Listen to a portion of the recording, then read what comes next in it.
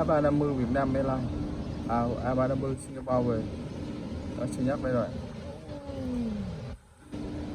Đây rồi, A350 Singapore.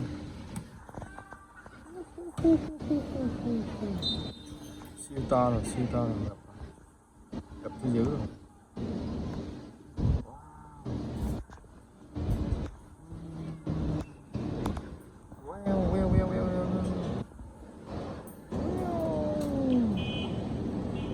A350 Singapore.